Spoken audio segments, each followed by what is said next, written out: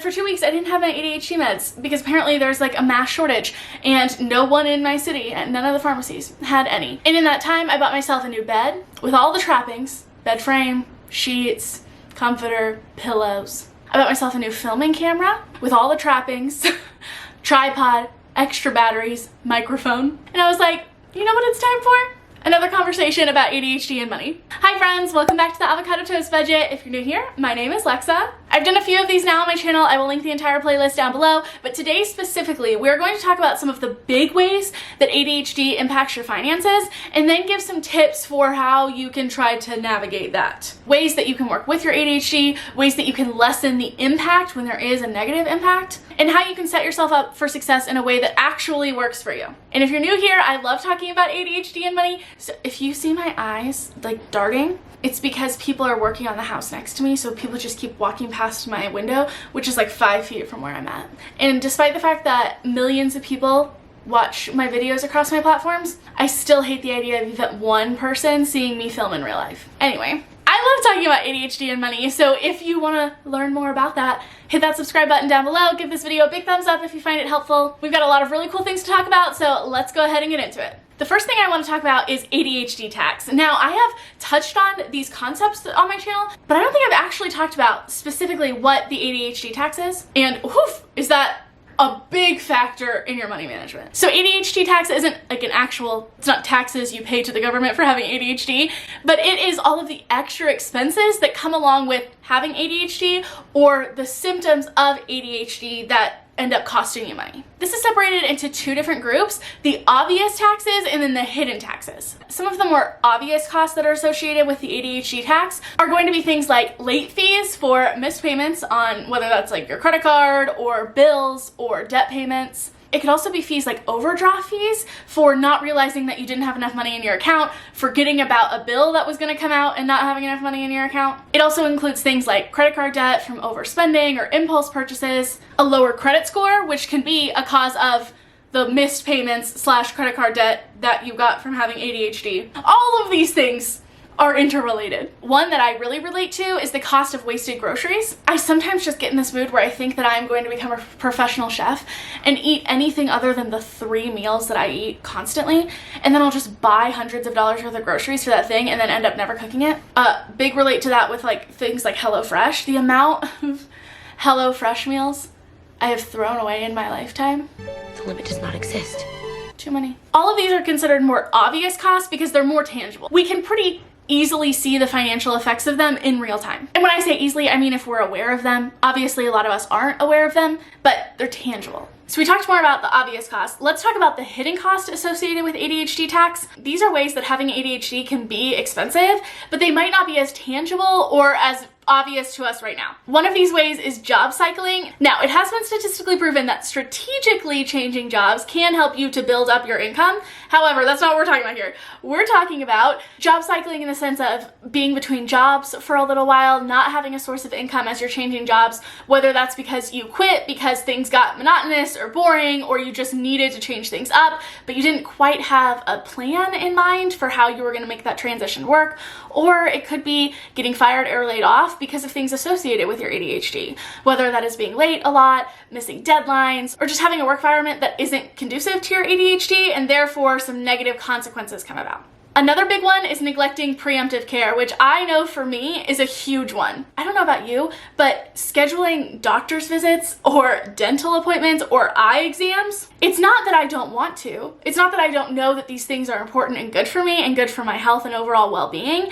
It's like a block is up and it just feels like impossible because there are so many things to that appointment, right? Like you have to, if you don't already have a primary care physician, you have to find one. You have to find one that's taking appointments. You have to, usually that requires calling, which absolutely not. If you finally are able to find one and call and set up an appointment, you then have to actually remember to go to that appointment. You have to convince yourself to go to that appointment and not cancel it last minute. And it just goes on and on and on, and it feels impossible. But of course, neglecting preemptive care can have very costly consequences. Another huge one that I don't see people talking about enough is that people with ADHD have a lifespan that is 13 years shorter than the average lifespan. 13 years. That's not only 13 years of your life, but also 13 years to be making money and building wealth, especially generational wealth. Obviously, the missed opportunity to make money is not the biggest issue with that number, but we're talking about finances, so I wanted to rope in why that applies to what we're talking about. And over time, all of these different ways add to the ADHD tax and make living with ADHD expensive. And then it's no wonder that those of us with ADHD really struggle with managing our money. Not only is traditional budgeting not set up for us, and it was not designed for us, but then it's also just more expensive and costly to be living with ADHD. And that adds a whole other layer to the equation. And that brings me to my next point I want to talk about, which is what motivates those of us with ADHD effectively, and how does that motivation affect our ability to budget? I talked a lot about ADHD motivation in my last video, so I will link that up here if you want to learn more. In there, I talked about the 4 C's of ADHD motivation, which talks about the different ways that actually effectively motivate us, but it all kind of boils down to interests. A lot of neurotypical people can understand that the decisions that we make right now have consequences in the future, and therefore it's worth making those decisions right now for a future positive outcome. We can understand that, like I get that, but it's not enough to motivate me to actually do those things. And when I talk about motivation, I want to be very clear about what we're talking about here, because it's not a lack of wanting to do something. For example, I didn't avoid budgeting because I didn't want to do it. I understood that it was important. I understood that budgeting and figuring out a way to manage my money would have tons of positive benefits for future me, but that wasn't enough to get me to be able to do it, because there were so many other barriers in the way that I wasn't understanding, and just that like want for a better future wasn't an effective motivator. Motivation is about getting us to do the thing. It's not about our desire or want to do the thing or our understanding of its importance. I can understand that something is important and it can still feel absolutely impossible to do. So understanding ADHD motivation is going to help break down those barriers that make it feel impossible and get you to the point that you can actually do these steps that make you feel more confident with money. And I'm going to utilize what we know to be effective motivators for those of us with ADHD into the tips that I give throughout this video. So now that we've touched on more of those like umbrella roadblocks, the big picture roadblocks for ADHD and money management, let's talk about very specific things that often get in our way so that if you relate to any of these, you have some tools on how to navigate it. The first thing is hyperfixating on hobbies, especially expensive hobbies. I have a solid foundational understanding of probably hundreds of different hobbies, topics, and interests, because at one point in time I was hyperfixated on them, usually for about 2 to 3 weeks, and then I'm done. At one point, I thought I should create a slime shop. I have about 6 different diamond paintings that are about halfway complete. About 2 weeks ago, I started rearranging my entire house according to the principles of feng shui after watching a guy on TikTok talk about it, but then I never actually completed it, so then everything was just kind of out in a mess and didn't have a place to go. And the tricky part with new hobbies is that depending on the hobby, they can be really expensive. And within the span of like a day or two, we can convince ourselves to spend hundreds or thousands of dollars on this thing that at the time feels like it is going to be our newest interest for the rest of our life. It feels so all-consuming. It feels like the best thing in the world, but then oftentimes that feeling doesn't last and we lose interest after a few weeks, and then we're stuck with hundreds or thousands of dollars worth of stuff that we're never going to use again. I used to do that all the time, and here's the thing is that I still do it. I've just set up systems in place that work better for me. And you can help decrease the negative financial impact of a new hobby while still embracing the fact that you love new hobbies in 2 different ways. One is preventative, and one is how to lessen the impact when it actually does happen. And the first thing that I do is I set a rule. I have set a budget on how much I can spend on a new interest or hobby within the first month. And if I am still interested in that thing, then I can spend more. Usually it's like $50 to $100, depending on what the hobby is, but I never go over that like $100 threshold. Whether that means that I have to buy like lower quality products to start off with, or I have to get creative in how I go about doing that hobby, or I have to just hold off on diving in as deep as I would like to, I have to stick to it for a month. If after a month I'm still interested, then I can reevaluate and see if I want to upgrade whatever it is. But guess what? That has only happened so far with 3 hobbies in my life. One of them is the avocado toast budget, budgeting, which now is my main full-time job. One of them are books, which is also the other part of my business because I now create bookish content. After a year, I waited a year to start really investing in that. And the third one are plants. And I waited a long time until I was good at figuring out how to take care of plants before I went down that rabbit hole. The other hundreds of hobbies that I have kind of ebbed and flowed with throughout my life, none of them are really stuck. I was so glad I set that rule for myself, especially this last time with diamond painting, because instead of going and buying like $100 huge, amazing, beautiful diamond paintings, I told myself for that first month I had to start small. I had to start with a small kit, smaller little diamond paintings, until I could prove that like this was something I really wanted to stick with. And after 3 weeks, I ended up going to Florida to visit my dad for a week and a half, came back, didn't touch any of them ever again. They're still sitting in my other room. So having that very strict rule that is made by the version of you that isn't in that moment is very helpful for when you are in that moment and it's hard to see anything outside of it. But sometimes it happens and sometimes you break the rules. So how can we help lessen the impact if you do overspend on a hobby? My biggest tip is to plan for that. I have not one, but 2 oh shit categories in my budget, and it covers things exactly like this.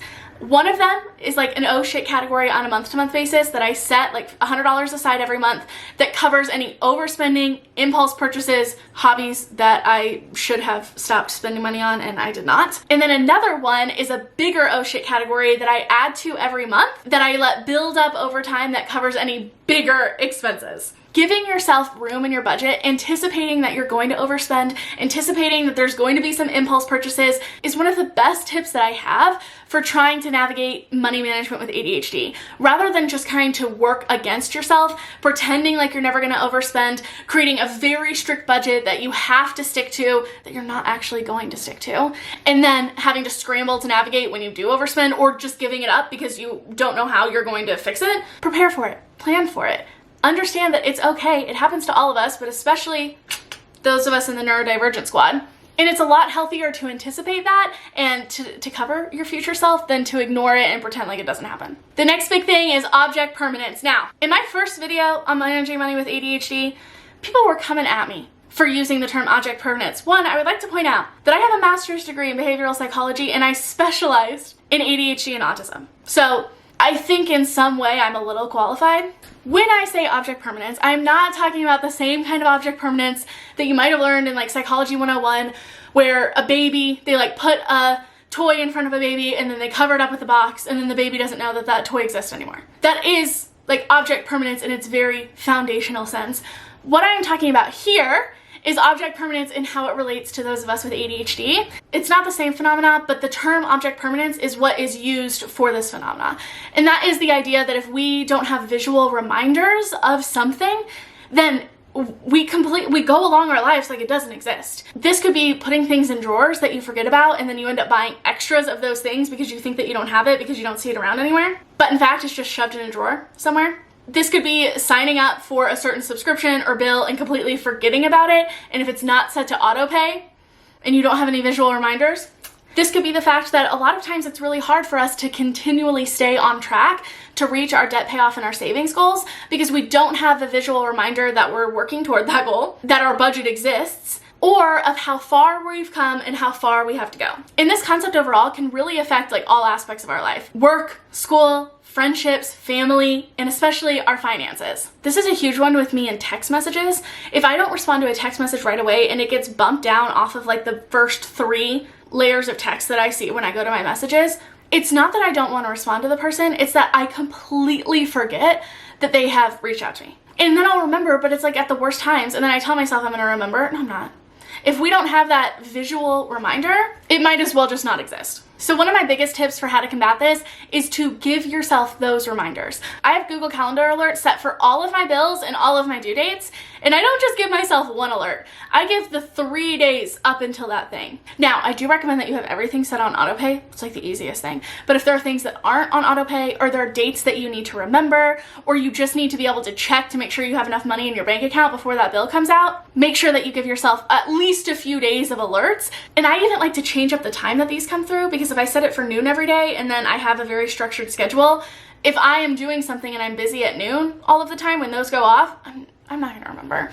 So staggering when your alarms go off helps increase the chance that you are going to act on that alarm whenever you get it. Visual trackers are also a really good way to help navigate this. There are like savings and debt payoff trackers that you can print off from the internet for completely free that you can post up everywhere in your house, anywhere that you go all of the time, so that you can remind yourself that you are in fact trying to reach that goal. And you also get the satisfaction of like filling in each time that you continue to work up on that goal, but it gives you also a visual of how far you've come and how far that you have to go. This hits two factors of ADHD motivation, which is giving yourself that visual reminder, but also making it into like a game or a competition. That is hugely helpful. The next thing that can really impact our finances is ADHD paralysis. This is that feeling of wanting to start something, but it being absolutely impossible. Like you start to see not just the first step you have to take, but all of the other steps. And it feels like in the moment that if you're gonna take that first step, you have to be committed to the whole thing. And that thing feels so big and insurmountable that you can't even start. This is so relevant when it comes to starting a budget. We might know that our finances feel out of control, that we're really struggling, that we're spiraling into debt. Maybe just the first step is just taking a look back at our finances, seeing how we're spending money, where's our money going. But what we often tell ourselves is that we have to do everything. So it's not only looking back at our finances, but then it's creating a budget. But if you're gonna create a budget, you have to figure out what kind of budgeting methods there are, what kind of apps are there? You have to choose one of those apps. You're gonna have to go through and create that entire budget. You're gonna have to know everything there is to know about your debt payoff plans, and then if you're there and you're doing debt and budgeting, you might as well learn more about saving and investing and look at how far that you have to come, and you've barely even started and you've wasted all of this time and you have so far to go, so what is even the point? We have to find ways to make that big thing feel attainable and feel possible. And one of the best ways to do that is to truly break things up into like 1 to 2 steps at a time. But not only that, but you have to give yourself permission to stop after that thing. So maybe today you say, I am just gonna go through and cancel one unused subscription. That's it, just one. Just that one thing that every time it comes out of my account, I'm like, fuck. For me, Planet Fitness. I'm like, I'm still fucking paying for that thing. Try to make it an easier subscription. The thing with me and Planet Fitness is that you have to go in person, or you have to write a letter, which means that I have to have an envelope and stamps. Come on, get real. Try to make it something that's easily cancelable online. And then allow yourself to be done once you have done that thing. You have to trust in yourself that it is genuinely okay for you to stop after you have accomplished that one task. And then maybe tomorrow you can do one more thing. You can watch one YouTube video on budgeting. You can check out one budgeting app that you've seen a lot about online. You don't have to set up your budget, maybe you just check it out. Play around with it for a little bit. Oftentimes getting started is the hardest part for those of us with ADHD. And it might be that you figure out that once you have gotten started, it's easy to keep going and you want to keep going, and that's fantastic. But if you just do that one thing, you've gotten started and you're like, okay, I'm done. That's okay, that's great. You did that one thing, let that be enough. You don't have to do everything right now for your process to be valid. I know that managing money with ADHD feels big and impossible and so hard, but hopefully in this video I addressed some of those difficulties and gave you some tips that you can implement to help you feel more confident with money. If you found this video helpful and you want to learn more about budgeting with ADHD, managing your money, and reaching your financial goals, consider hitting that subscribe button down below and pushing that thumbs up button. It really helps out the YouTube algorithm, helps more people to find this content. And if you made it all the way through this video, leave like a paintbrush emoji if there is one, or paint, or drawing something. Shout out to our hyperfixations on different hobbies. Thank you all so much for watching, and I'll see you next time.